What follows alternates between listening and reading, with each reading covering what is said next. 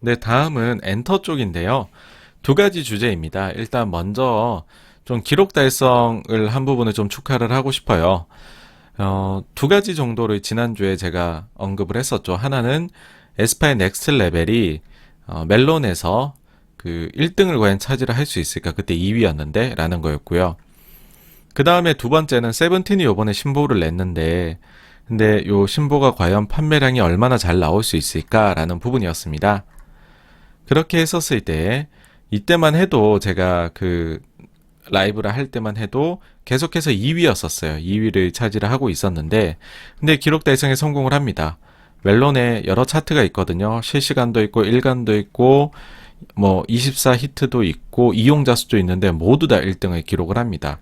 일단 월요일 이용자 수부터 해서 그다음 24 히트, 그다음 화요일에는 일간하고 실시간 모두 다 에스파 넥스트 레벨이 기록을 했죠. 그리고 이제 일간 피크 이용자 수도 굉장히 좀 올라와 있는 상태입니다. 이때만 해도 이제 47만 돌파를 얘기를 드렸었는데, 근데 오늘 보시면은 이게 최고치 나온 거는 51만 2200까지도 나왔거든요. 지금 이제 차트가 작년에 개편된 이후로 나온 노래 기준으로 보게 되면은 블랙핑크의 럽시걸이 51만 2500이었습니다. 한 2, 300 정도 차이로 에스파가 넘지는 아직은 못했어요. 그리고 지금은 MSG 음원이 나왔죠. 그러니까 방송국의 음원이 나왔죠. MBC에. 그러면은 이게 약간은 좀 안 좋은 영향을 물론 줄 수는 있을 것 같기는 해요. 그래서 조금 아쉬웠다. 요 부분도 기록을 만약에 달성을 했다면 참 좋았을 텐데, 그래도 거의 뭐 비슷한 기록을 지금 에스파가 기록을 했다는 거고요. 조심스레 이제 그런 생각도 들더라고요. 이게 가사 자체가 제껴라, 그 다음 넥스 레벨 이런 게 있어서 혹시나 7월 달에 올림픽이 열리게 되면은 꽤나 이 노래가 차트 상단에 오랫동안 남아있을 가능성도 있겠다라는 생각이 들었습니다. 그 다음 두 번째는 세븐틴 쪽인데, 세븐틴의 경우에 제가 이제 요날 지난주에 금요일에 앨범이 발매가 됐는데 첫날에만 한터에서 88만 장이 판매가 된 것으로 나왔다 해서 대단하다고 말씀드렸잖아요. 그리고 토요일에는 이제 이게 6만 장인지 7만 장인지 헷갈리네요. 그게 나왔었고요. 요게 실제로 이제 일주일치 판매량, 그 다음에 어제 거 오늘 거 하면은 137만 장 이상이 팔렸어요. 한터에서만. 근데 한터하고 가온은 조금 차이가 나죠. 가온이 더 잡히죠. 그거를 감안을 하면 지난 미니 7집 때 행가래가 첫 3개월간의 앨범 판매량이 137만 장이었거든요. 그 기록을 이번에 유어 초이스로 돌파를 했다라는 거고, 세븐틴 참 대단하다라는 얘기를 드리고 싶습니다.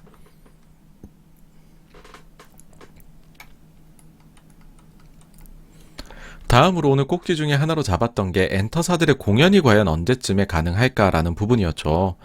여기 보시면 결국 공연이 중요한 지역들이 미국하고 유럽하고 일본 이렇게가 될 겁니다.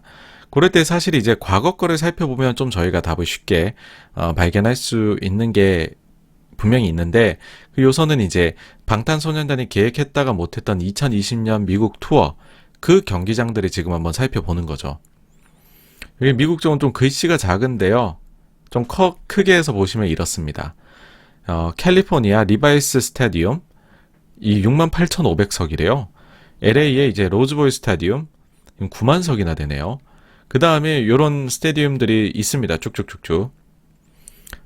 토론토도 껴있죠. 네.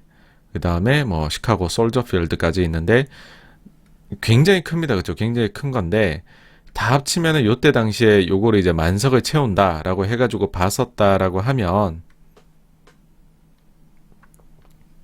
토탈로 봤었을 때에는 109만 석이 나올 수 있었던 어마어마한 투어였습니다. 이게 이제 취소가 됐죠. 너무나 아쉽게도요. 방탄소년단 입장에서. 이 경기장들이 보시면은 NFL 경기장들이에요. 그러니까는 미국에서는 그 야구장보다도 NFL 경기장이 더 큽니다. 그래서 방탄같이 굉장히 대규모 인원을 모객할 수 있는 이제 그 아티스트의 경우에는 NFL 경기장에서 콘서트를 열게 되는데요. 지금 현재 NFL의 개막일이 9월 첫째 주 목요일입니다. 예정일이요. 올해.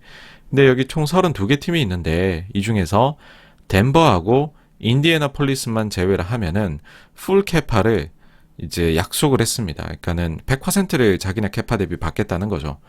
그러니까는 이제 9월이면은 우리가 그 백신이나 이런 것들을 생각했을 때 이만큼 받아도 돼라는 겁니다.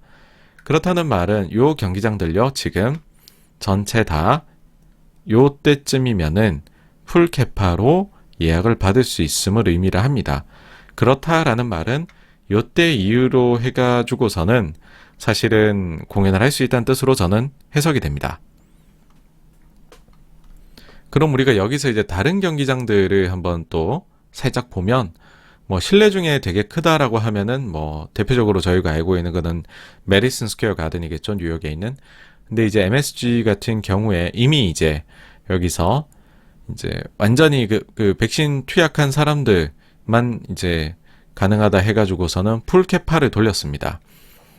지난 이제 한 달 전입니다. 5월 28일 날에 메디슨 스퀘어 가든에서 있었던 뉴욕 닉스와 애틀랜타 호크스의 그 NBA 플레이오프 경기에서도요. 원래는 이제 경기장을 뭐 10%만 받아라, 30%까지만 받아라라고 하다가 여기에 이제 최대 2만 명까지 들어올 수 있는 경기장이거든요. 근데 5월 28일 날 경기에서는 16,000명 이상이 들어왔다라고 합니다. 그러니까 요거를 감안을 하면 실내 경기장도 특히 이제 뉴욕 같은 경우에는 완전 재개방을 이제 불과 며칠 뒤면에 하잖아요. 그런 거를 감안을 하면 역시나 이제 그 지역에 따라 조금 차이가 있을 수는 있겠지만은 풀 캐파로 돌리기 시작한다, 경기장들이. 그거를 뭐 확인하실 수가 있을 것 같아요. 그렇다라는 말은 사실 어떻게 보면은 만약에 뭐 방탄소년단 그 외에 이제 한국의 해외에서 인기가 있는 아티스트들이 만약에 투어를 재개를 하려고 한다라고 하면 일단은 미국 쪽에서 시작이 될 가능성이 제가 볼 땐 제일 높은 것 같고요. 리오프닝의 속도가 빠르니까. 그리고 하반 뭐 지금 빠르면 7월부터 아니면 9월 정도부터 해가지고서는 풀 캐파로 다 돌아갈 수도 있을 걸로 일단은 스케줄은 잡혀 있다라는 겁니다. 그렇다라는 거는 상황을 봐가지고서 그 이후부터는 언제라도 공연이 있다라는 발표가 있어도 이상하지 않다는 거죠. 근데 이제 공연을 하려면 여러분들 이제 예약도 해야 되고 하잖아요. 그러니까는 그보다는 훨씬 더 빨리 예약 일정 스케줄을 공개를 해야 될 겁니다. 그래서 생각보다는 더 빠르게 공연 관련해가지고서는 좋은 소식이 있지 않을까라고 86번가에서는 기대를 합니다. 그 다음에 이제 유럽을 보면은요. 유럽은 사실 지금 유로 2021 하고 있잖아요. 이거 보면은 자료 화면들 여러분들 축구 좋아하시는 분들이라면은 잘 아실 거예요. 그쵸? 잘 아실 텐데 거의 뭐 그냥 코로나라는 거를 잊고서 경기를 하고 있습니다. 지금 부다페스트 보면은 6만 7천만 원 관중이래요. 축구 하는데 6만 7천만 원 관중이 이렇게 응원을 하고 있답니다.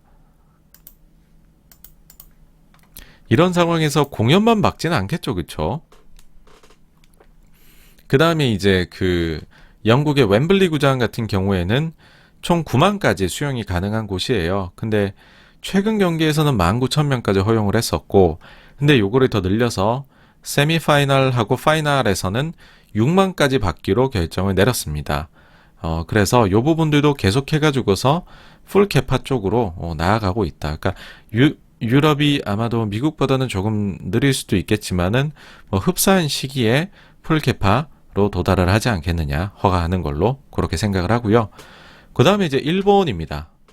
일본 같은 경우에는 일단 백신 접종률에서부터 미국, 유럽하고 지금 차이가 나죠. 그래가지고서 일본은 이렇게 과감하게 그 재개방, 특히 스타디움이나 뭐 이런 것들에 대해 가지고서는 조금은 서구에 비해서는 소극적인 상황입니다. 그런데 그나마 좀 다행이라고 할 수 있는 거는 일본 쪽도 백신 접종 쪽에 지금 좀 속도를 내고 있다는 거죠.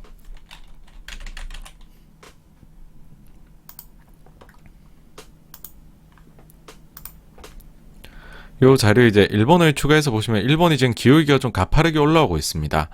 그래서 지금은 비록 이제 한 20% 정도밖에 안 되지만은 뭐 요 정도 속도로 해가지고 특히나 이제 또 일본이 올림픽을 앞두고 있잖아요. 그래서 올림픽을 앞두고서 한 번 더 피치를 올린다라고 하면은 일본도 뭐 앞서 말씀드린 두 지역에 비해서는 느리겠지만은 그래도 꽤나 빠르게 조금 재개방 쪽으로 나갈 수 있는 백신 접종률 수치를 만들어낼 수 있지 않을까 생각합니다.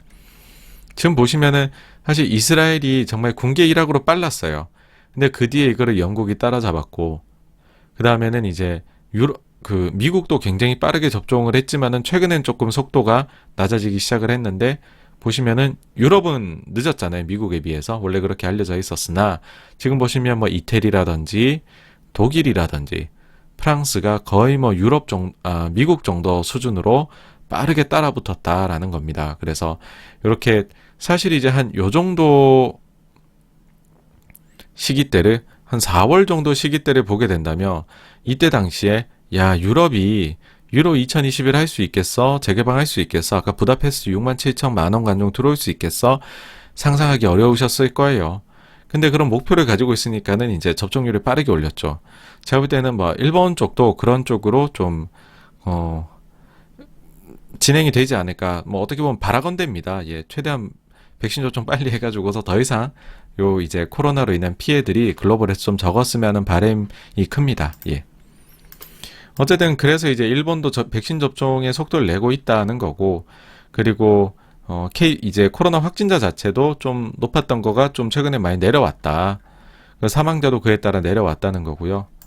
어쨌든지 간에 다시 한번 강조드리지만 일본 올림픽을 7월 달에 하순에 앞두고 있고, 이거를 성공적으로 개최하려면 결국 백신 접종의 속도를 낼 수밖에 없다. 현재는 최근에 이제 결정을 내린 게 올림픽에서 그 스테디움마다 그 이제 최대 50% 혹은 최대 10,000명까지 관중을 허용한다라고 발표를 했습니다.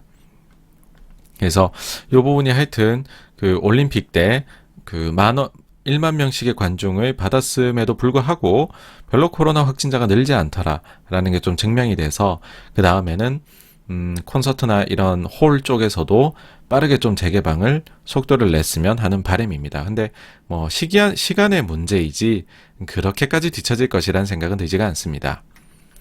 그래서 저 이제 그 오늘 라이브 방송 공지를 했을 때 이제 온유용님께서 뭐 댓글을 다셨더라고요. 주요 주제는 요거였던 것 같아요. 이제 최근에 하이브리드 콘서트를 많이 하는데 여기에 대한 수익성에 대해 가지고서 뭐 그냥 수익성이 괜찮을 것이다라고만 하지 구체적인 수익성 얘기는 이제 없었다는 거죠.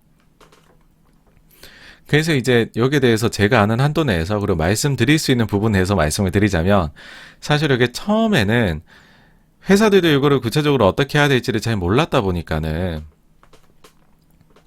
여기에 있어서 수익성이랄 게 없었던 걸로 저는 알고 있습니다. 근데 그 이후에 요것들을 각각 채널에서 여러 번 하다 보니까 이제는 이거를 좀 수익을 잘 낼 수 있는 구조로 만들어낸 것으로 알고 있습니다. 그러니까 계속 진화를 하고 있는 그런 콘서트라는 거죠. 그리고 이제 구체적으로는 회사들마다 이게 달라요. 기획사들마다 전략이 있는데 비율에 따라서 수익을 배분을 지금 받는 데도 있고요. 아니면은 출연료로 그냥 확정을 짓고 나가고 있는 것도 있습니다. 그래가지고서 지금까지로 뭐 예를 들어 온라인 공연을 해가지고 얼마 수익이 났다. 우린 했는데 수익이 안 났다. 요거 가지고서 온라인 하이브리드 콘서트 전체의 수익성이 어느 정도다라는 거를 그냥 뭐 일반화시키긴 조금 어려운 상황이 있습니다. 요런 여러 가지 변수들 때문에요. 어쨌든 근데 결론적으로 말씀드리고자 하는 거는 이게 이제 학습 효과들이 생기면서 요걸로 수익을 내는 구조로는 점점 만들어 갔다는 거고 생각보다는 이제 GP 이제 기준으로 했을 때는 괜찮은 하여튼 수익성으로 저는 개인적으로 알고 있습니다. 그리고 이제 구글 결제나 브이라이브 방송이 인터파크 결제나 별도 사이트 송출로 바뀌고 있는 부분에 대해서 변화가 좀 있는 거 아니냐라고 하셨는데 아직까지 큰 의미 두기는 어렵다라고 생각을 해요. 왜냐하면은 기획사들이나 플랫폼들 입장에서도 지금 어쨌든 다양한 시도를 하고 있거든요. 어디에서 어떻게 하느냐에 따라서 모객이 어느 정도 돼 있지, 수익성이 어느 정도 돼 있지를 서로 이것도 해보고 저것도 해보고 하면서 아직은 좀 다양한 시도로 확인을 해보는 과정으로 생각이 됩니다. 그리고 이제 하이브가 네이버하고 이제 그 위버스하고 브이라이브가 합치면서 이렇게 하나의 연합이 되는 것. 그 다음에 이제 금요일에도 또 공시가 한 달 전에 있던 거에 대해 가지고서 다시 이제 재공시를 냈죠. SM하고 카카오하고 네이버 세 군데 모두에서요. 이제 진행 중이나 특별히 더 말씀드릴 것은 없다. 이렇게 공시가 나왔는데, 이 부분은 이제 사실 좀 말씀드리기가 조심스러워요. 왜냐하면 이게 한창 진행 중인 사안이고 꽤나 뜨거운 사안이라서 제가 뭐 함부로 말씀을 드렸다가는 조금은 네, 오히려 혼란을 드릴 수도 있을 것 같다라는 거고. 근데 한 가지 확실한 거는 이거죠. SM이 사실은 워낙에나 좀 크다는 거죠. 이쪽에서 그 차지하는 일종의 뭐랄까요, 그 존재감이랄까요, 그게 크기 때문에 SM이 어느 방향으로 가느냐, 그리고 그 플랫폼이 어떤 전략을, 그러니까는 좀 오픈형으로 쓸 것이냐, 아니면 다른 쪽에는 그렇게 되면 관계를 끊어라 라는 식으로 독점적으로 갈 것이냐에 따라 가지고서 엔터파는 흔들릴 수밖에 없다라고 생각을 해요.